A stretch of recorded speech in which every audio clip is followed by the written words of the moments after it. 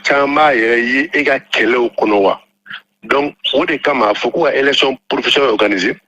pour que k'a dɔn central ni e ke centrale jamana kɔnɔ mɔgɔ joli b'a yɛrɛ sɔrɔ e ka hukumu kɔnɔna la.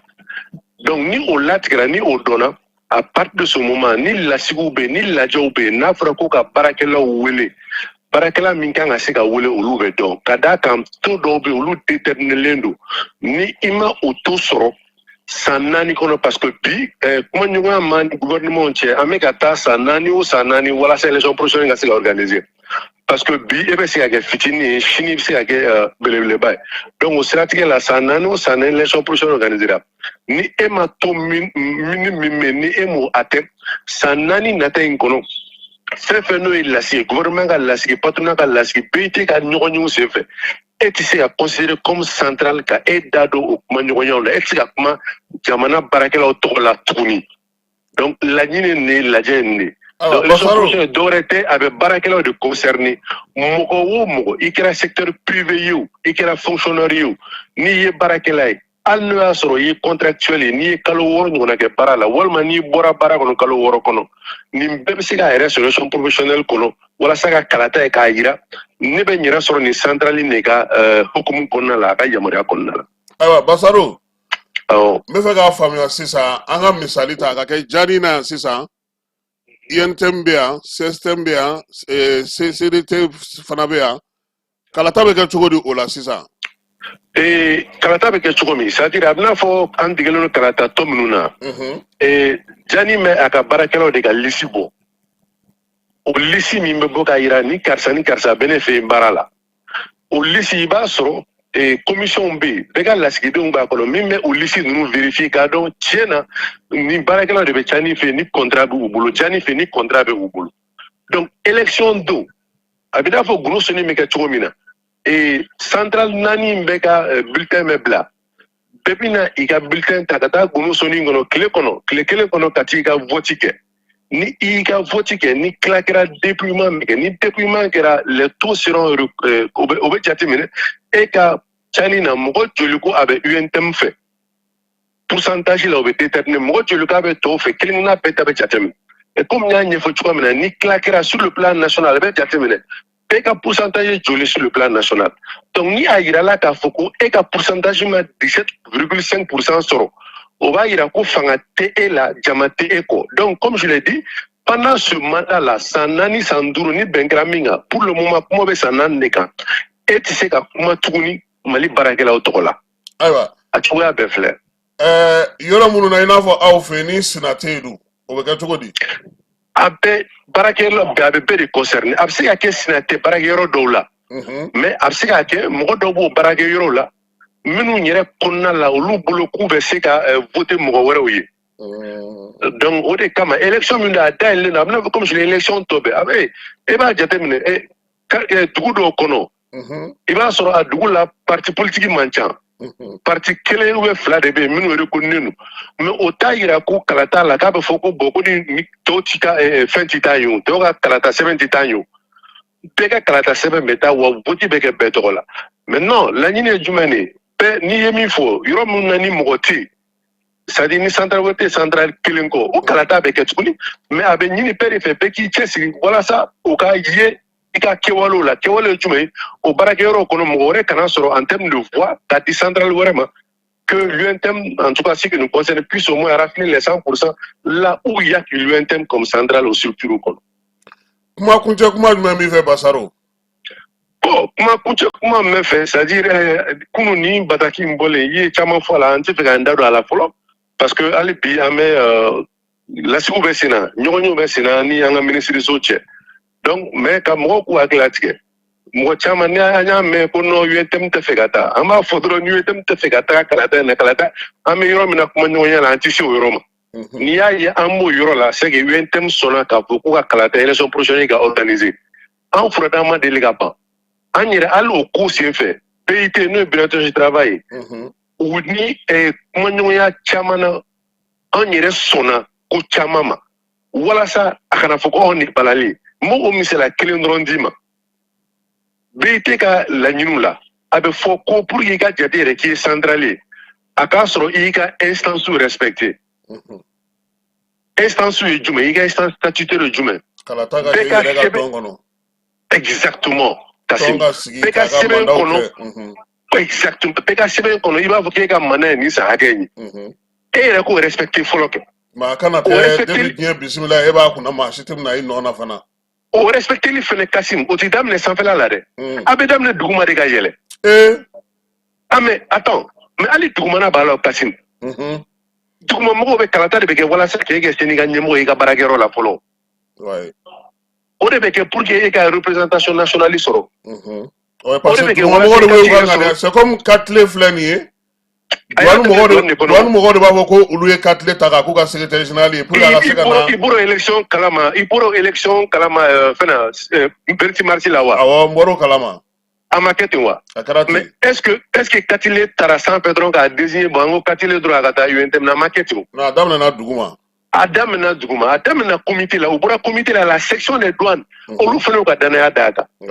renouvellement senfɛ u nana b'o la CNTAD ka danaya d'a kan élection senfɛ parce que élection kɔrɔ bɛɛ tɛ ko diyagoya kala ka taa mais ni délégués bɛɛ nana de façon unanime les délégués peuvent décider exactement des instances ye kana b'o la UNTM ka sɔn i ka danaya d'a kan donc o instance respecteli bi n'i ko k'i b'o jateminɛ central kun na Kassim central m'o respecté an tɛna don yɛrɛ fɔ la bɛɛ b'o dɔn a man ca bɛɛ b'o dɔn a man ca mais o bɛɛ kɔfɛ an sɔnna ka hali délai de rigueur dɔw di ɲɔgɔn ye ninnu senfɛ carte d'échange senfɛ k'a fɔ bon an k'a lajɛ komi caman tɛ o cadre kɔnɔ walasa élection in ka se ka kɛ an ka sɔn ka nin wagati in di dɔw ma n'u sera k'u ta o ko kɔnɔ mais o bɛɛ kɔnɔ ni mɔgɔ dɔw tila ka miiri tuguni ko anw de bannen don je crois que a bɛ mɔgɔ la yɛlɛ Basaro mɔgɔw bɛ ka siga de ko est ce que a b'a fɔ ko fanga min b'aw la k'o b'aw la hali bi wa bon mɔgɔ si bamananw b'o fɔ caman bɛ kuma mais ni kɛlɛ ma kɛ sebaga tɛ se ka dɔn a ka gɛlɛn anw sɔnnen don an ye min kɛ Maliyenw ye an ye min kɛ Mali baarakɛlaw ye an ye cɛsiri min k'u ye an y'u ka hakɛw laɲinini min kɛ o dɔrɔn kama Kassim an bɛ se k'a fɔ ko alhamdulilayi Maliyenw kan n'u k'u bɛ kala ta u kan ka kala ta min u b'o dɔn ka d'a kan il s'agit pas k'i ka wele ko central i ka wele ko syndicat i ka baarakɛlaw ka hakɛw ɲini a dɔgɔyara bonya i ka se u ma bon bi central kelen m'u kɛ Mali la o tɛ central fila ye Kassim o bɛɛ dɔnnen don ayiwa yalama ni élection provinciale in fana kɛra aw ka premier mai ko la fana a bɛ to minnu bɛ ɲɛmɔgɔ olu de b'a labɛn wa ou bien bɛɛ bɛ se k'i ta kɛ de non ko bɛɛ bɛ se k'i ta kɛ o la o tɛ problème ye ko in ye gouvernement ni baarakɛla patronat mɔgɔw ka ɲɔgɔn de senfɛ laɲini o de ye kosɛbɛ pour que bɛɛ kana taa voilà bɛɛ kana wele i b'a dɔn bi ni gouvernement k'a bɛ lajɛ o lajɛ kɛ a bɛ central bɛɛ wele de façon paritaire a bɛ central bɛɛ wele ka na dɔw ka siège ɲini ka dɛsɛ yɛrɛ an m'o y'an ɲɛna donc tu comprends wa donc le fait que bɛɛ bɛ wele ka na ka kuma ɲɔgɔnyaw kɛ ni élection prochaine kɛra an bɛna b'o de la ni mɔgɔ min ma 17,5% sɔrɔ e ti wele o lajɛw kɔnɔ pendant la durée du mandat fo san 4 o bɛɛ kɔfɛ fɛn wɛrɛw fɛnɛ bɛ yen parce que bi i b'a ye état ka cakɛyɔrɔ dɔw bɛ yen baarakɛlaw ka défenseurs bɛ yen n'a bɛ fɔ u ka conseil d'administration na il y a les travailleurs qui représentent au fait comment on appelle au CA ninnu kɔnɔ mɔgɔw b'a fɔ ko UNTM dɔrɔn de bɛ a caman na maintenant tɔw b'a la central tɔw b'a la k'u ka dɔ di olu ma mais n'a bɛ d'u ma a bɛ d'u ma sur la base de quels critères élection prochaine bɛ o bɛɛ de déterminer o parce que tɔw b'i bolo i ni min ka kan o de bɛ d'i ma o la mais n'a dira e ma ten tɔ foyi tɛ min m'a déterminer mɔgɔ tɛ e ka poids dɔn donc tu comprends que Kassim a baara ka gɛlɛn donc élection professionnelle anw labɛnnen don depuis kuma jan anw sɔnna an bɛ se ka sigi a kan k'aw ni gouvernement bɛ ɲɔgɔn faamuya sɔrɔ nin bɛɛ kɔfɛ wa kunu bataki in bɔlen an ni kumaɲɔgɔnya seginna an n'u ni ɲɔgɔn cɛ o de kama hali sɔgɔmada in na i ye n wele n ko n k'i ma n ko an tɛ fɛ k'an da don kuma in na fɔlɔ parce que an ni gouvernement bɛ kuma ɲɔgɔn na halisa mais comme an tɛna don bataki in kɔnɔna kuma kan donc o de kama an sɔnna ka nin weleli in jaabi sinon mɔgɔ caman y'an wele an k'u ma non bataki in kɔnɔna kuma an tɛ fɛ k'an da don a la fɔlɔ ka d'a kan bataki in bɔra nous l'assumons min b'a kɔnɔ an sɔnna k'a fɔ anw de hakilina ta don mais comme bataki in kɔfɛ an ni gouvernement ye ɲɔgɔn sɔrɔ kumaɲɔgɔnya dɔw kɛra filiw bɛ yɔrɔ min na olu reconnu na Donc, en tout cas, comme on appelle, interview accordée pour le fourni. Maintenant, quand l'élection prochaine qu'on y faut, je crois que ça, ce n'est pas pour rentrer plus ou moins dans les détails, quoi. Non, la son. Mba, il travaille. Si l'Amérique l'a fait fou. Inch'Allah.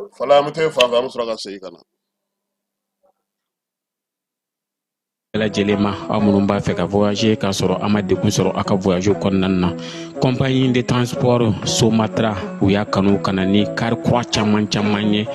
kari minnu dilanna norme kɔnɔna na aw ka lafiya kama a suspension wo a climatisation a siège wo n'i ye kari jɔlen ye foyi tɛ jigin kɔnɔ i bɛ se ka don a kɔnɔna na cogo min na Somatra e ka kari Somatra ne ka kari Somatra anw ka kari o hukumu kɔnɔna na kari ninnu bɛ sira ta don ko don Bamako Segu San Moti Kucala ka taa se Sikaso ma Keɲeba Kita o ma ɲina Yoro di Sahel maaw kɔ ka taa se Kolokani Jijeni fo ka taa se Bɛnma ma Somatra fiɲɛ foroko Somatra ka wuli hɛrɛ la ka se hɛrɛ la ayiwa bamananw ko ko n'i ma sɔn i k'a fɔ i tɛ o de ɲɔgɔn tɛ ban o ka fisa ni janfa an bɛ taa kitakaw fɛ yen kitakaw ka kiiribulon ale y'a ka baara fɔlɔw daminɛ n'o ye chambre criminelle ye kabini kita yɛrɛ kɛra région ye marisikalo tile 30 min ye sigi kun fɔlɔ olu kɛra kita min ye sɛbɛn min b'u bolo sa n'o ye dossier 7 don 7 in kɔnɔna na sa a bɛ tali kɛ fɛn min na kosɛbɛ o ye ka maaw fa ani ka maafa laɲini ka binkɛ ni marafaw ye ka maaw jogi walima ka bin mɔgɔw kan k'u ka yɔrɔw kari ani ka denmisɛnninw k'olu fana fa baara in kɔni bɛ to sen na sa fo ka taa se tile 15 ma jaabi mana sɔrɔ kiiri 7 in na an na olu da maaw tulo kan halisa kitakaw fɛ yen ko tiga kɔni sɔngɔ gɛlɛyalen don nin waati in na dɔrɔmɛ 20 o de farala tiga sɔngɔ kan 100 o ye kilo ye dɔw yɛrɛ b'a feere 100 ani dɔrɔmɛ 10 kilo kelen studio tabani maaw ka bɔlɔlɔ sira fɛ o kɛlen k'o kibaruya di k'a sɔrɔ fɔlɔ maa minnu kun b'a san olu tun b'a san 80 ani dɔrɔmɛ 5 90 nka bi na ko a tɛ ka sɔrɔ o la kitakaw yɛrɛ fɛ yen yɔrɔsokaw fɛ yen jɛkulu sigira sen kan min bɛ se ka cɛfɔ ni kan bɛ sigi sen kan cogo min na fɔnkɔ ɲɔgɔnkaw k'o ban maaw ni ɲɔgɔn cɛ yaasa gɛlɛyaw bɛ se ka ban npogotigiw ni u baw olu taara ka don o baara in na bɛn ni kɛnɛya kabini marisikalo in tɛmɛnen tile 31 yɔrɔso bɛɛ lajɛlen nana min ye musow kɔni nana ka bɔ yɔrɔ caman u y'a yira sa k'a fɔ nin ko in a ka fisa kosɛbɛ ko ɲɛmaya tun b'an bolo o ye Musa Goyita ye ale yɛrɛ y'a yira sa k'a fɔ ko nin kɔni ye musolakaw ka ko ɲɛɲininen ye bɛn ni kɛnɛya bɛ se ka sabati cogo min Danmarikaw ka minisiriso min n'ale ye musaka di n'o ye Famaku ye olu y'u bolo bila u jufa la kɔlɔnw ji bɛ ka ja kajolokaw fɛ yen min ye jibondo ye n'o ye borne fontaine ye maaw bɛ k'u hakiliw kɛ olu ye yen fana ji tɛ bɛɛ lajɛlen na bɔ wa a tɛ kin bɛɛ lajɛlen na min ye kajolokaw kɔni u y'a yira sa k'u ka kɔlɔnw kɔni ji jara orobinɛtigi kelen olu bɛ ka ɲɛ maaw ma tilew kɔnɔna na kɔlɔn in jijali ko ɲɛfɔli bɛ se ka k'a la u yɛrɛ ka fɔ la o ye k'a fɔ ko samiyaji ale ma labɔli kɛ kajolokaw olu fɛ yen maa in na min ye farinimugu ye ale sɔngɔ yɛlɛlen don nin waati in na boulangerie tigiw y'a yira sa k'a fɔ ko nin kalo kelen kɔni farinimugu kɔni sɔngɔ yɛlɛla kosɛbɛ fɛn fɛn tun bɛ yen n'o tun bɛ sɔrɔ fɔlɔ sɔngɔ nɔgɔ na olu bɛɛ lajɛlen yɛlɛla bi bɔrɔ ko o kɔni bɔra 4,000 ani 800 na ka taa yɛrɛ sɔrɔ min ye 1,000 ani 200 la 5,000 ni 200 la ko olu taara yɛrɛ sɔrɔ o la 400 ko de farala kan kɛnɛ ka kɛ gɛlɛya ye bi wa buru yɛrɛ tɛ ka se ka sɔrɔ maɲina fan bɛɛ lajɛlen na ka sɔrɔ kɛ fariniko gɛlɛya ye kayikaw bɛ ka wuli ka jɔ kɛ musolakaw yaasa u bɛ se ka dugukolo sɔrɔ cogo min dugukolo sariya minnu bɛ yen ka se ka olu la faamuyali kɛ musow yɛrɛ fana bɛ se ka jɔ sɔrɔ cogo min na ka se ka baara kɛ u y'o baro sigi kɛ marisikalo tile 31 a yirala sa k'a fɔ ko lajɛbele an bɛna sigi kɛnɛ kan kayikaw yɛrɛ ka dugu kɔnɔna na yaasa musolaka minnu bɛ yen n'u bɛ nin degun kɔnɔ bɛɛ lajɛlen bɛ se ka na fara ɲɔgɔn kan cogo min na dun ka fa ka sabati yɛrɛma hɔrɔnya kɔnɔna na min ye kofɛrisa ye ale kɛlen don k'o laɲiniw kɛ musolakaw k'u bɛ se ka dugukolo sɔrɔ cogo min na ka se ka baara kɛ fana an bɛ te fan fɛ an bɛ sɔrɔ ka don conseil des ministres ale kɔnɔ. dugutigi ni wari dafara e passe d'a kan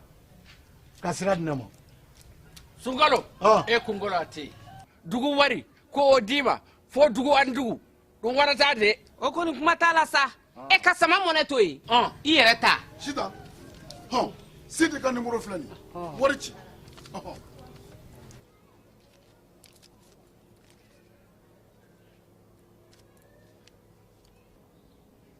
wari sera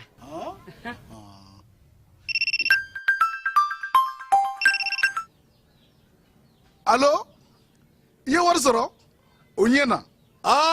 tiɲɛ yɛrɛ la ko ni sama bɛ maa min ɲɛ ko n komi t'i gosi ngonga sama mɔnɛ i yɛrɛ ta a sɔngɔ ka nɔgɔn ni mali wari ci sira bɛɛ ye depo ye fu ye wari bɛ ci fu ni application ye wa bɔ sara ye musaka fitinin ye sama mɔnɛ ji ni kuran bɛ sara n'a ye krediw bɛ ta n'a ye sanni feere bɛ kɛ n'a ye sama mɔnɛ nin y'anw maliyɛnw ta ye a y'a si filɛ ka nkalon bɔnda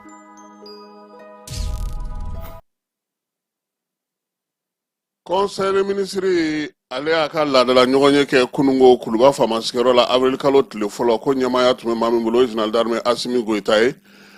sɛbɛnw ɲɛbila sariya sɛbɛnw y'olu dɔw ta ka jɔyɔrɔ di maa dɔw ma ministre ka baarakɛlaw ni baara bolodalenw u ye jisa o fana sɛnɛ kan ka kɛ ni sariya ko ta nasira ye sa min ye ministre Aluseni Sanu ye sɔrɔ ministre ale y'a yira sa k'a fɔ ko nin waati laban in na ko gouvernement ka yamaruya di yaasa u ka se ka fɛɛrɛ sigi sen kan Mali yɛrɛ bɛ se cogo min na k'a ka taji ani gazi marayɔrɔ k'o dilan a ka jamana kɔnɔ ko n'i y'a jateminɛ nin waati laban in na Mali bɛ musaka min don ani Mali bɛ gazi ni taji min ta ka bɔ kɔ kan ko a baara a ka ca kosɛbɛ n'i ye ko jateminɛ sa fɛɛrɛ kɛrɛnkɛrɛnnen kan ka sigi yaasa an yɛrɛ bɛ se k'an tɔgɔla taji sɔrɔ cogo min na a b'a to an ka kuranko bɛ basigi min ye an ka siraba ka bolimafɛnw ye olu fana bɛ basigi bɔlɔlɔ sira kannaw da ani kunnafonidiw bɛɛ lajɛlen bɛ basigi ka taa se sanukow ma jamana yɛrɛ ka basigi n'a ka lafiya n'a ka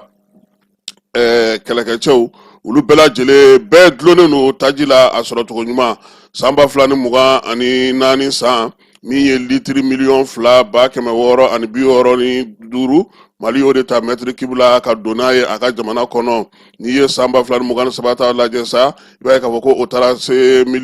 litiri 2,621,000 ko n'i y'a ye sa ko kɔni faranga bɛ ka k'a la o b'a yira sa ko mɔgɔw mago b'a la gazi ale fana 15 litiri 15 ni kɔ o de donna an ka jamana kɔnɔ wa min ye an ka jamana yɛrɛ ye a bɛ musaka mun don nin ko na dara wuli ka bon o waati na sa gouvernement y'a ye k'a fɔ an lamini jamanaw ni diɲɛ yɛrɛ bɛ ka taa sira min fɛ bi ni fɛɛrɛ kɛrɛnkɛrɛnnen ma tigɛ don dɔ la an bɛna kɛ taji d'an ye taji tali ni taji ɲuni ka bɔ diɲɛ fan fɛ ka na an ka jamana kɔnɔ marayɔrɔ jɔnjɔn t'an bolo fo fɛɛrɛ ka siri o la yaasa ka se k'o ko ban sa Aluseni Sanu ko sa ko min ye jamana ye a bɛna na sariya min ta nin ye o ye ka se yamaruya di min ye taji marayɔrɔ ni gazi marayɔrɔ tile 45 o baaraw ka daminɛ a y'a yira sa ko min ye nin ko in kɔni a bɛna to basigi ni lafiya bɛ na jamana yɛrɛ bɛ se k'i wasa don o la k'o la kɔlɔsi gaziwali b'a la cogo min esansi b'a la ten taji min bɛ kɛ pankurun kɔnɔ n'o ye jɛti ye ka taa se gazi bitani ma olu bɛɛ lajɛlen bɛ sɛbɛn in kɔnɔna na sɛbɛn min ni conseil ministre jɛra n'a ye ko k'a baara lawaleya wa a ka teliya fana dɛ Sanu i b'a ni teliya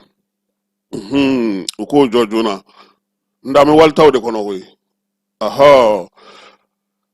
ministre min bɛ sariya ko kunna ale ye ɲɛfɔli kɛ fɛn fila la fɔlɔ in bɛ tali kɛ min na sa o ye jɔnya wale ni maa feere ko o kɔni sariya o ka sinsin kosɛbɛ an ka jamana kɔnɔ ani maa minnu fana bɛ tunkarankew k'olu fana kɛ jagofɛn ye sa ko k'o fana jɔ an ka jamana kɔnɔ nin sɛbɛn ninnu sa min ye Mamudu Kasoge ye a ko n'i y'a jateminɛ sa diɲɛ yɛrɛ kɔnɔ sa maa miliyɔn 50 diɲɛ kɔnɔ o de kɔni bɛ nin ko ninnu kɔnɔna na kɔlɔlɔ t'an tɛ diɲɛ seleke naani yɛrɛ ye sariya sigi sen kan sa novembre kalo tile 15 san 2000 san ka kɛrɛnkɛrɛnni nin waleya ninnu kɔni fo ka se u dan na farangaw fana kɛra sariyakisɛw fɛ jamanaw yɛrɛ kɔnɔna na yaasa waleya ninnu bɛ se ka kɛlɛ cogo min na o la sa min ye Kasoge ye a ko fɛɛrɛ ni dabali min sigira sen kan ka sariya minnu sigi an ka jamana kɔnɔ février kalo tile 3 san 2011 n'an lawaleya sariya sɛbɛn n'o fana sigira sen kan sa ko nin bɛɛ lajɛlen danw yira u la bi ka kɛ ni waleya ninnu kɛcogo yɛrɛ n'o ye maaw feereli ye ani ka maaw tɔnɔmabɔ kɛrɛnkɛrɛnnenya la tunkarantalaw k'olu tɔnɔmabɔli baaraw kɛ ko o bɛɛ lajɛlen sariya kuraw kɔni bɛna sigi sen kan sa yaasa fɛɛrɛ kɛrɛnkɛrɛnnen minnu bɛna sɔrɔ ka kɛ ni diɲɛ seleke naani ta ye majɛ minnu yera sariya kɔrɔlen ninnu na olu bɛ se ka bɔ yen cogo min na yaasa nin wulikajɔ fila in bɛ se ka kɛlɛ cogo min na an ka jamana fɛ kɛrɛnkɛrɛnnenya la ka ɲɛsin sariyaw ma denmisɛnw ni musow olu kɔni kɛrɛnkɛrɛnnen don a la kosɛbɛ sabula olu ta o tɛna bila da girinda la minisiri min bɛ jamana ka seko ni dɔnko o kunna min ye Mamu Dafe ale ye conseil de ministre ladɔnniya sa k'a jira k'a fɔ ko maaninfinw bɛ baara min kɛ o kunkolo la ka sɛbɛnninw kɛ ka fɛnw sigi sen kan ko o lakɔlɔsili sariya sɛbɛn min sigira an ka jamana kɔnɔ juin kalo tile fɔlɔ san 2017 sariya in ko a bɛ ka dan yira nin waati na yaasa ka bɔlɔlɔ sira ɲininikɛlaw ni maa minnu bɛ ka fɛn kuraw sigi bɔlɔlɔ sanfɛla la ani maa minnu bɛ ka fɛn kuraw dilan maa minnu bɛ bin n'olu bɛ ka hakili jagabɔ kɛ ka livrew sɛbɛn ka batakiw kɛ ka jaw bɔ ka ja kuraw sigi sen kan min ye hakilina jagabɔ min bɛ kɛ bɔlɔlɔ sanfɛ n'o ye iya ye olu bɛɛ bɛ se ka don sariya in kɔnɔ cogo min na maaninfinw ka hakɛ bɛ se ka dafa u bolo cogo min na u y'a yira sa ka fɔ ko sariyakisɛ min tun b'an fɛ sa ko k'o falen yaasa a ko ka don bɛrɛ la an ka jamana kɔnɔ conseil ministre ale ye jɔyɔrɔ di maaw ma kɛrɛnkɛrɛnnenya la minisiriso min bɛ yen n'o bɛ sɔrɔ ko kunna an ka jamana kɔnɔ ale ye conseil technique dɔw jɔyɔrɔ d'olu ma Mohamed Amara Keita ale inspecteur des finances ye Moussa Asibit o ye ingénieur statisticien ye chargé de mission o kɛra Amadou Jakite ale ye spécialiste en évaluation de programme ye minisiriso min bɛ jagoko kunna an ka jamana kɔnɔ ale ye conseil technique dɔ ta n'o kɛra Korotumu Santara ye ale ye inspecteur des services économiques ye min ye direction nationale min sigilen don baarada fitininw kama sa o ɲɛmaa kɛra Amara Nimaga ye o ye école karamɔgɔ ye ɲininikɛla fana don directeur général min sigilen don normalisation kunna o kɛra madame Mariam Maïga ye ale ye ingénieur agronome ye ministre ka baara bolodalen hukumu kɔnɔna na sa ministre min bɛ sɔrɔ ko kunna an ka jamana kɔnɔ ale ye conseil de ministre ladɔnniya k'a yira k'a fɔ min ye an ka jamana maa mafalenba dɔ n'o o ye Umu Keyita n'a bɛ Tarawelelakaw ka sigi la ale kɔni ye jɔyɔrɔ sɔrɔ douanelaka minnu bɛ sigi pankurutigi kɛnɛw la sa olu ka jɛrɛ 47 min kɛra kɛrɛnkɛrɛnnenya la yaasa ka se ka suyɛnni kɛlɛ pankurutigi kɛnɛw la ko ale taara ka kɛ o ɲɛmaaba ye diɲɛ seleke naani bolofara okumu kɔnɔna na baara ninnu bɛɛ lajɛlen o kɛra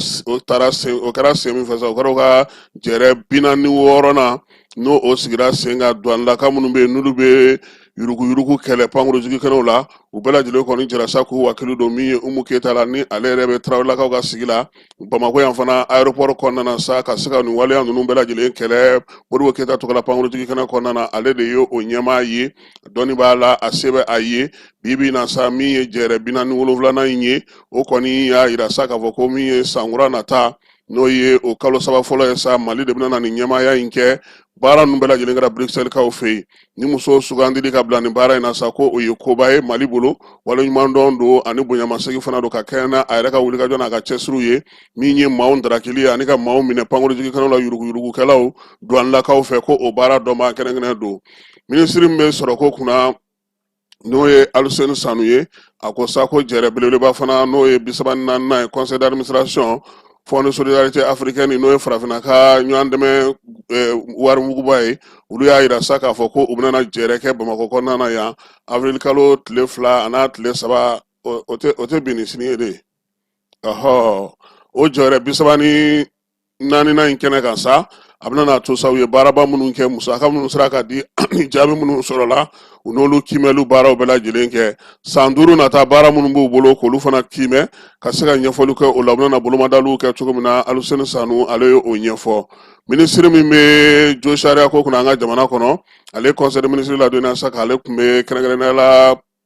Siskaw fɛ Genève jo sariya a lafasatɔn minnu min sigilen don diɲɛ seleke naani tɔgɔ la olu tun ye maa kɛrɛnkɛrɛnnen min ta n'o kan ka Mali ka kow la kɔlɔsi jo sariya labatoli hukumu kɔnɔna na u y'u wele ka taa baabu kɛ baabu in sa ale kɔni daminɛna a ka baaraw sa a ye kiimɛli min kɛ sa o kiimɛli daminɛna avril kalo tile 4 ka taa bila novembre kalo tile 30 la Mali kan jaabi min bɔra min ye Mamadou Kasoge ale kɔni y'a yira sa k'a fɔ ko u ma jɛn ni a ka jaabiw ye Mali a ye baara min kɛ jo sariyaw labatoli la ale y'i da don o la k'o ɲɛfɔ hakɛ minnu sigilen don sen kan ani min ye maa kofɔlen in yɛrɛ ye k'u b'a ɲini a fɛ a ka faamuyali kɛ kow la wa a kana fana kɛnɛ ka na kow lajɛ min ye k'i to kɔ kan k'anw ka kow jalatigɛ ko Mamadou Kasoge y'a yira la k'a fɔ k'o ti bɛn minisiri a y'a yira fana k'a fɔ ko baara minnu kɛra Mali kɔnɔ a ye ji da olu sɛnɛ kan Mali bɛ ka jo sariyaw labatoli min kan n'a bɛ ka baara minnu kɛ kɛrɛnkɛrɛnnenya la jo sariya kɔta na sira fɛ k'o fɔ maaninfinw ka hakɛw talen don ba la cogo min na ani sariya ko bɛ tugu la sen kan cogo min na an ka jamana kɔnɔ k'a y'i da don nin bɛɛ la ka nin bɛɛ lajɛlen lakali diɲɛ seleke naani maaw ɲɛna farikolo ɲɛnajɛ minisiri ale ye conseil de ministre ladɔnniya sa ko fɛɛrɛ 2 bɛ ale bolo fɛɛrɛ fɔlɔ ye min ye Mali farikolo ɲɛnajɛla kɔrɔw olu ka tariku ka se k'o bɔ denmisɛnw ye o bɛna kɛ baro kɛnɛ min bɛna sigi sa min ye farikolo ɲɛnajɛ taabolo bɛɛ lajɛlen kɔrɔlenw olu ni denmisɛnninw na sigi u ye baara minnu kɛ k'olu ɲɛfɔ u ye misali la a bɛ kɛ barosigi b'a to kosɛbɛ denmisɛnninw yɛrɛ b'a dɔn k'a fɔ farikolo ɲɛnajɛ ninnu bɛ cogo min i bɛ se ka se sɔrɔ cogo di i bɛ se ka faamuyali kɛ cogo di maa minnu bɛna wele nin kɛnɛ ninnu kan sa olu fana bɛna kɛ maa ye maa minnu ye misali ye ka ɲɛfɔli kɛ u ye farikolo ɲɛnajɛ yɛrɛ ni seko ni dɔnko ani maanifinya ni adamadenya taabolo bɛ don ɲɔgɔn na cogo min na yaasa i ka se ka se ɲɛnɛma sɔrɔ o maaw na wele ka kɛ barosigi ye minisiri ka fɛɛrɛ filanan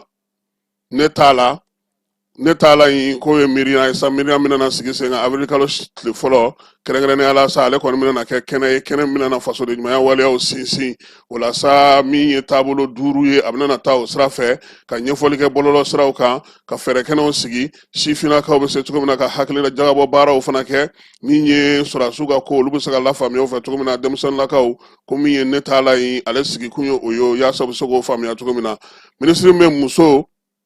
den ani du kunna ale conseil de ministre la dɔnniya sa k'olu tun bɛ Amerikikaw fɛ yen musow tɔgɔla jɛrɛ min bɛ sigi o ta ko 70 o tun b'o kɛnɛ kan Mali ale tun bɛ k'a daminɛ sa mars kalo tile 9 ka taa bila tile 19 na New Yorkkaw fɛ États-Unis jɛrɛ ta 70 in a y'a to sa musow yɛrɛ jɔyɔrɔ ye min ye sariya ko ta na sira fɛ ani npogotigiw jɔyɔrɔ ye min ye ka da don o la min ye musow ka ko bɛ taa sariya siraw fɛ cogo min na musow bɛ se ka lafiya sɔrɔ cogo min na sariya minnu bɛ yen n'o bɛ musow degun ka se ka dɔ fɔ olu la yaasa u ka ɲɛtaw bɛ se ka sigi sen kan kuma ninnu ye tali kɛ o la minisiri ko sa ko kɛnɛ ka ɲi sa Mali yɛrɛ ye baaraba minnu kɛ yaasa musow bɛ se cogo min na ka sariya baaraw kɛ ka lafiya kɛ ani musow ka hakɛ bɛ se ka dafa cogo min na sariya ko la ko a y'olu bɛɛ lajɛlen ɲɛfɔ min ye npogotigiw fana ye k'olu sen don faso baaraw la wulikajɔ ni cɛsiri min ye an ka laadaw n'an ka tabiyaw kan sinsin olu kan ko a y'o fɔ Mali ka nin taali in na sa k'a y'a to Mali yɛrɛ ka se k'a ka laɲinibaw kɛ kɛrɛnkɛrɛnnenya la yaasa u ka se ka don diɲɛselekena ni ale ka kuma kuncɛ kumaw la minisiri bɛ kɛnɛya ko kunna ale conseil de ministre la dɔnniya k'a yira sa k'a fɔ k'ale tun bɛ Wagadugukaw fɛ yen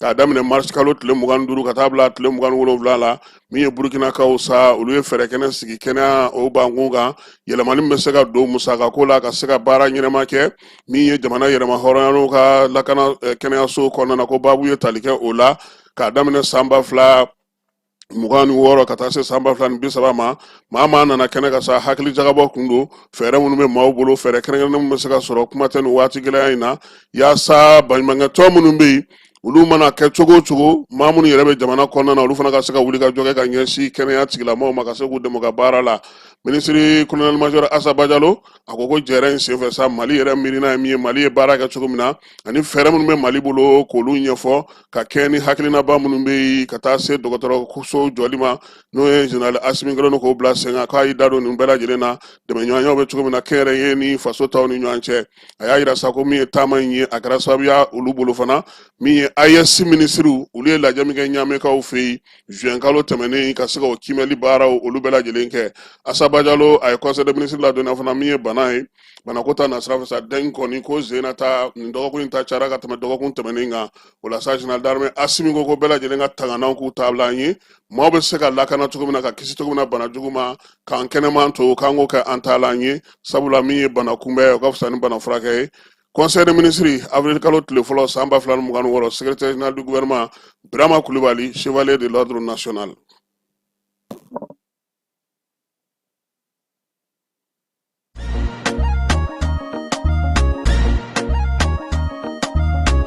Aw bisimila hôtel Lafiya la n'i ko hôtel Lafiya wulikajɔw bolodalen don walasa aw bɛ se ka lafiya sɔrɔ cogo min na ani hakilisigi aw ka séjour la anw fɛ Mopti yan kɛrɛnkɛrɛnnenya la Mopti Sevare ka kɛ ni kurantigɛtigɛ ye min ye hôtel Lafiya Sevare ale ye wulikajɔw boloda ka se ka min ye awa fɛɛrɛ kɛrɛnkɛrɛnnen dɔw ta walasa aw bɛ se ka lafiya sɔrɔ cogo min na aw ka séjour la hôtel kɔnɔna na n'o ye ka panneau solaire installé min ye kurantigɛtigɛ o degun aw kana o ye séjour la l'hôtel yɛrɛ kɔnɔna na réservation ka kɛ kabi sisan min b'a to aw bɛ se k'aw ka séjour kɛ k'a sɔrɔ tɔɔrɔ tɛ aw kan degun tɛ aw kan hôtel Lafiya hôtel Lafia ale filɛ ni Sevare Bangetaba yanni ka se aéroport sirafara ma station laban i kiniboloya fan fɛ i bi jigi o carré fɛ mètre 200 bɔɲango hôtel Lafia ale cokolen bɛ i kiniboloya fan fɛ i bi se ka weleli kɛ nɛgɛjuru siraw fɛ 21 42 14 11 76 01 01 98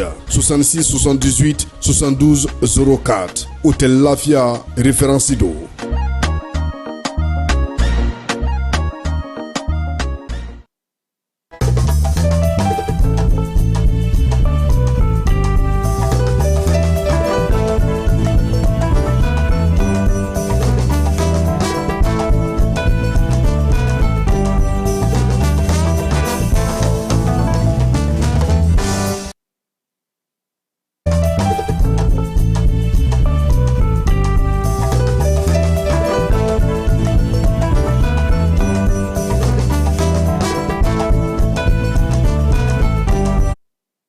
Fala kunungo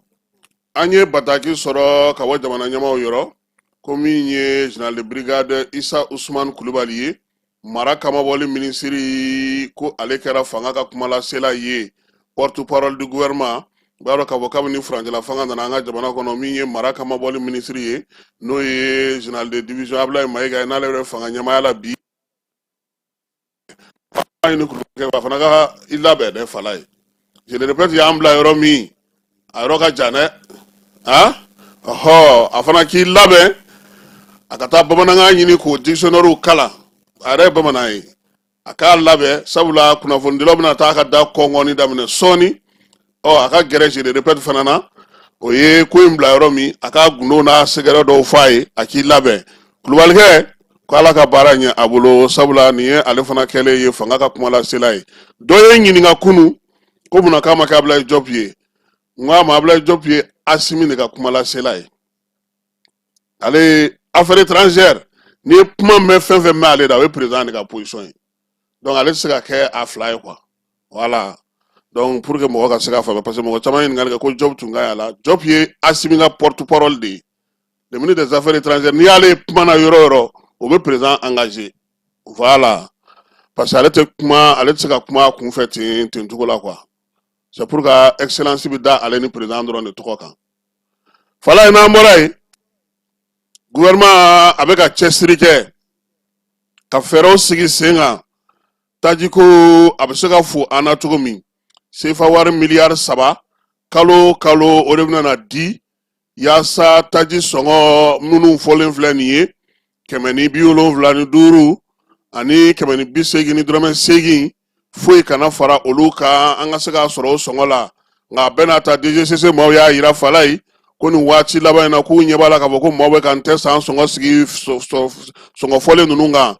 kube kangarma dake mauye wuli ka jobe senani mama yero la una so olu tugula mauma sharia mi fo ko boluluka o fana kerefe ministre madina fana e bataki bo kunungo falai ku ya e ka boko afara ko songo yele la yoro mi kon so drama tugu na on taxi tugu ka nya ansa gona songo fara nga fe nga falai ana ndumul watalaw kunungo ye la jeke ama la je njabi soro folo nga nyemi me nga taxi tigi da akoka fara kulu taxi bola kulu ni uno na ambe na la tugomi uma fo kulu tay doro me ma bulu tay ko parce que ko ulu de ba do ibe karsa takata ya fe ni na tigi benam na so na ga do igumina ko ulu takera oyi ko nga kai mi ngoni me keme fla kilometri keme o keme ko o farala duguta moblu taka hakila fana Bamako ya fana sotrama tugu fana ta fara ngama jabi nyini ni nega taxi tigi ka kuma ha parce que ko ba le fana ba ko nu gornana akonu ko kulu ta ko ni taxi ko ni na benami na odo songo mafo ola o humu ko na kunu ngo dirpa directeur no colonel major Suleiman Damele ale fana ya wele ko gelaya na tabe degu na tabe kulu saraka doni citerne ndo ye falai abse kema wolonvla nu koma gasoili ale ni tajini fiol kata se gazi nunuma kuduna no minombela jele kana nu ye Bamako konna na bureau de pétrole ale ni ministre daga yoro koroyi kutara minanu ultaruru jasoe aya ira saka bokoni wale amin kelen flani ye obetalike wolo masri tabaka wuliga jonu ga chesila ka saka ni minawye mi ye convoi citerne ye falai ko zeinta koni ko bara bela jele yelamana peu colonel major ko k'u ye fɛɛrɛ kɛrɛnkɛrɛnnenw sɔrɔ dugu taaliw ni dugu bɔliw ni dugu dondaw ni dugu siraw bɛɛ lajɛlen na k'u kɔni min'u cɛ siri yaasa baara in tɔ bɛ se ka to sen na cogo min na i n'a fɔ jamana ɲɛmaaw y'a ɲini u fɛ cogo min na sɛbɛn ale bɔra DIRPA a ɲɛmaayaso o yɔrɔ Caisse Malienne d'Assurance n'o ye maakɔrɔw ka sɛgɛnnafiɲɛbɔyɔrɔ waritayɔrɔ ye Fala ye a ɲɛmaa n'o ye Isaka Kɔnɛ ye a ye yɛlɛma don ko la Fala ye kabini Kamalen nana CMSS kunna wulikajɔ ni timinanja maakɔrɔw bɛ se ka lafiya cogo min ka wuli ka bɔ fɔ diɲɛ fanba naani fɛ ka na i ka tɔrɔmɔɲɔgɔn nɔfɛ n'o ye sɛgɛnnafiɲɛbɔ wari ye a y'o bɔ a la an b'a gosi kun ni telefɔni sira min b'i bolo i ka wari bɛ t'o fɛ an tɛna fɔ a ka weevu wa an t'a dɔn jumɛn de ani sama ninnu u k'olu bɛɛ don a la Isaka a ko yɛlɛma yɛlɛma in hukumu kɔnɔna Fala ye olu bɛ min don papier la san kɔnɔ o ka ca i ko fɛn wɛrɛ o la sa u y'a ye k'a fɔ nin waati in na n'a ma ɲɛ ko olu de bɛna ka na mɔgɔw ta k'a fɔ ko na karisa na nin sɛbɛn in sɛbɛn na nin kɛ tan k'u y'o fana bɔ a la Fala u y'o fana kɛ biométrie ye registre ba ninnu ani manuel ba ninnu olu bɛɛ lajɛlen nɔrɔ bilala sa i bɛna nɔrɔ ka na biométrie kɛ o y'a bannen pewu sabula jamana yɛrɛ kɛlen don k'o kɛ donc o bɛ baara nɔgɔya olu bolo n'o tɛ u ka yɔrɔ e ko a laban tɛna kɛ papier mara yɔrɔ ye Isaka ko sa ko nin waleya min filɛ nin ye k'a bɛ tali kɛ jamana ɲɛmaaw ka laɲini na ani ka dɔ fana bɔ maaw ka sɛgɛn na ani taa ni ka segin la na nin ta kuma bɛɛ na nin kɛ ta kuma bɛɛ bugunatigɛ sɛbɛn n'o bɛ yen ka ban Fala ye bɔlɔlɔ sira yɛrɛ kan n'o ye digitalisation ye ko bɛna baara nɔgɔya olu bolo wa minnu ka baarakɛlaw ye fana a bɛna to olu fana bɛ lafiya n'an bɔra an bɛ taa Kayikaw fɛ yen ba Senegali ale dankun kan kunun ko avril kalo tile fɔlɔ ko min ye nɛgɛ kanɲɛ 8 waati tasuma kɔni o de mɛnɛna ye Fala ye tasuma in a kɛra maa 3 sata ye denmisɛnnin 2 b'a la npogotiginin 1 ani cɛmanin 1 ani muso kɔnɔma dɔ ko olu kɔni tasuma kɔni olu fatura ko senfɛ min ye waleya in kɔni ye sa maa dɔw fana joginna minɛn caman k'o tiɲɛna an bɛ t'e fan fɛ an bɛ sɔrɔ ka se ka na min ye jamana kɔkan kibaruyaw la.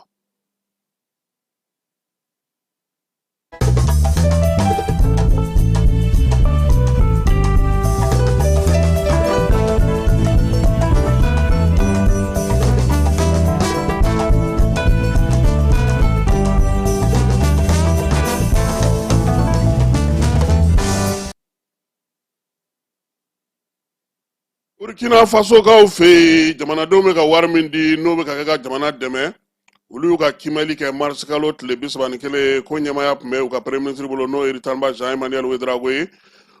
u y'a jira sa ko ɲinan san in kɔnɔna na sa min ye k'a daminɛ kalo 6 laban in na Fala ye sefa wari miliyari 45 u sera ka o de sɔrɔ Nigeria kaw fɛ yen u ka dugu bɛ yen n'o ye Jos ye fɔnkɔɲɔgɔnkɔ ko wulila ye kunnafonidilaw y'a jira sa k'a fɔ ko maa dɔ kɔni sara la min ye duguden dɔw ye ko olu bɛ ka ɲini hali bi fɔnkɔɲɔgɔnkɔ min daminɛna baara kɔnɔna na n'a kɛra mugu ci ye k'a bɛ ka kɛ kɛlɛ dan dɔnbali ye bi na dugudenw ni Joskaw olu ni ɲɔgɔn cɛ waleya in ko sɛgɛsɛgɛli bɛna na k'a ko la Sudani Sudkaw fɛ yen u y'a jira sa k'a fɔ k'u ka dugu bolofara min bɛ yen n'o ye Equatorial Centrale ye yen yɔrɔ kɔnɔna sa k'u ye kɔnni kɛ sabula nin waati na maa dɔw kɔni taara wuli ka jɔ kɛ ka taa bin sanubɛn yɔrɔ dɔ kan ye u ye wuli ka jɔ kɛ sa yaasa o ko in bɛ se ka dan sira la cogo min na wuli ka jɔ min n'o senfɛ u ka finitigilakaw kɛlen don k'u jɔ o jɔyɔrɔ la Faransikaw y'a jira sa k'a fɔ ko bingali min bɛna na kɛ Bank of America kɔnɔna na olu fɛ yen kɛrɛnkɛrɛnnenya la sa ko e ko maa jɛkulu dɔw tɛ minnu ka surun Iran na wa min ye kunun ko Faransi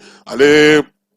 kiiribo min sigilen don Bamajan wale ɲɔgɔn wale kɛbaa kunna a ko sa k'u kɔni ye ko in sɛgɛsɛgɛli daminɛ maa 4 siganama la u y'olu kɔni minɛ k'olu bila kɛrɛnkɛrɛnnenya la yɛrɛ k'a fɔ ko denmisɛnnin 3 bɛ waleya in ale la Irankaw fɛ u ka jamana ni jamana cɛsiri ɲɛnabɔ minisiri y'a jira kununko ko Donald Trump bɔra ka kuma min fɔ k'olu y'a wele ko ka bɛnkan ɲini a fɛ k'o kuma tɛ tiɲɛ ye ko Trump y'a bila a ka bɔlɔlɔ sira fɛ ko nka sa ko k'a fɔ k'olu de ye laɲini kɛ k'a fɔ ko ka kɛlɛ jɔ k'o t'olu ka laɲini ye olu ni a ma bɛn o la min ye halisa Trump kelen a y'a jira sa k'a fɔ ko Irankaw de y'ale wele Iran jamanakuntigi de y'a wele k'a jira sa k'a fɔ ko min ye kɛlɛban ye ko k'o kɛ k'ale yɛrɛ y'a jira sa k'a fɔ ko kɛlɛban kɔni k'o ti kɛ fiyewu ni Detroit d'Hormuz ma dayɛlɛ wa fana min ye fɛɛrɛ kɛrɛnkɛrɛnnen u k'olu sigi sen kan maa bɛɛ lajɛlen ka bateau bɛ se ka tɛmɛ cogo min na k'a sɔrɔ dangama kari a la ko n'o ma kɛ ko a bɛ Iran ka sɔrɔ ko k'a b'a ban pewu Trump mɛnna kuma na sa dɛ don o don Trump bɛ kuma na farikolo ɲɛnajɛ ta nasira fɛ Fala ye min ye Lamini Yamali ye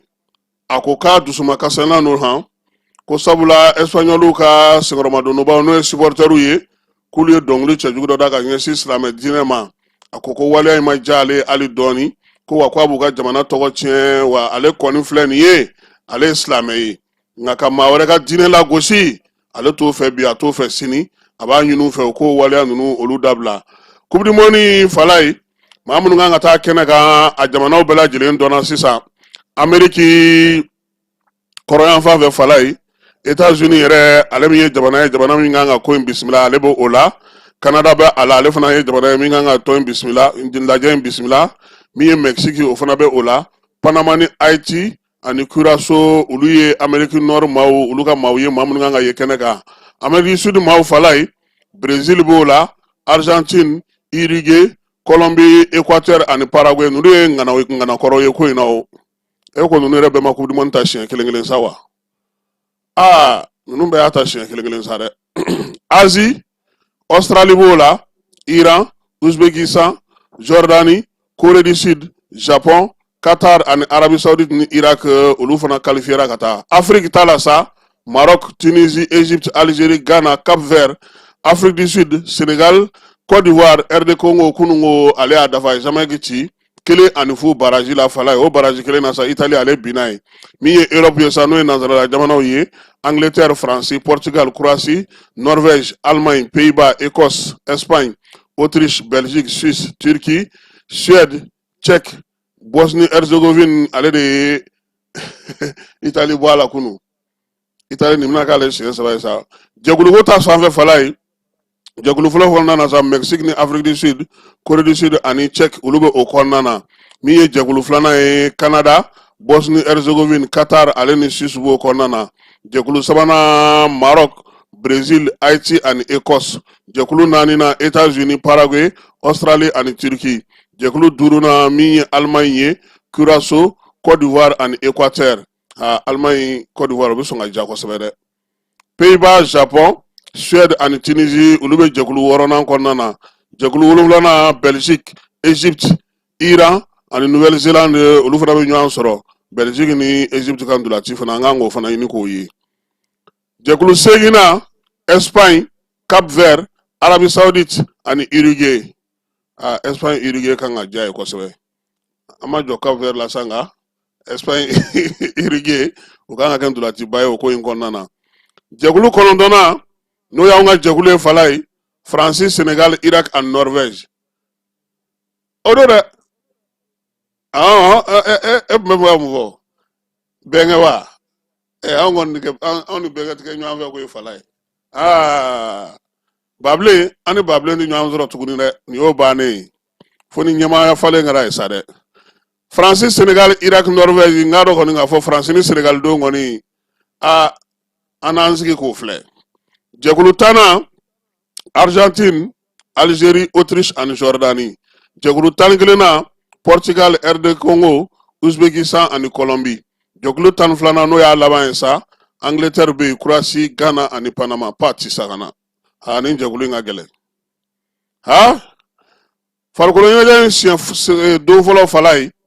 o bɛna kɛ juin kalo tile 11 san 2026 a bɛ kɛ stade Azteca de Mexico la min ye Mexique ale ni Afrique du Sud don o y'a tulon daminɛ don ye juin kalo tile 11 n'Ala sɔnna ma su in na an bɛna na baabu dayɛlɛ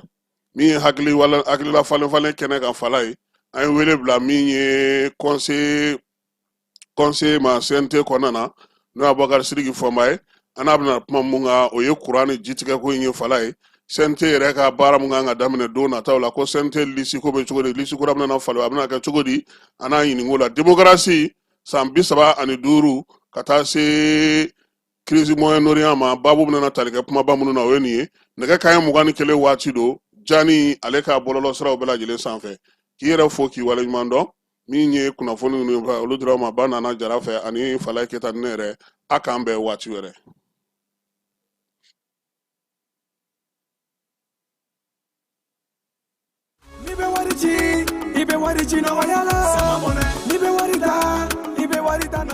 Sama mɔnɛ bi maliyɛnw jɔrɔna ko n'u hamina ko dɔn o de la sama mɔnɛ ma fɛn fara a ka wari cili musakaw kan wa a ka nɔgɔn ni Mali warici siraw bɛɛ ye. A ma da aw ma dɛ, sama mɔnɛ bɛ dɔ fara aw de kunna wari kan. Ni wari bonisi ye, awɔ, ni wari bonisi ye kɔni. Aw ka sanni kɛ ni sama mɔnɛ application ye, aw bɛ wari sɔrɔ aw ka compte bonisi la. Ka daminɛ crédit la, abonnement télé, fo ka taa se courant ni ji sarali ma, aw bɛ bonisi sɔrɔ nin bɛɛ la. N'a ka bonisi buguna dɔrɔn, aw bɛ se k'a yɛlɛma aw ka sama mɔnɛ compte la, ka sanni wɛrɛ kɛ n'a ye, walima ka taa wari jɛbɔ an ka lasigiden dɔ fɛ yen. Aw ye mɔnɛ bɔ aw yɛrɛ la, a k'a chiffre sisan ni sama mɔnɛ application téléchargeli ye Play Store walima App Store kan ka sɔrɔ k'aw tɔgɔ sɛbɛn. Ni sama mɔnɛ ye, aw de kunna wari bɛ augmenter. Sama mɔnɛ, i yɛrɛ ta.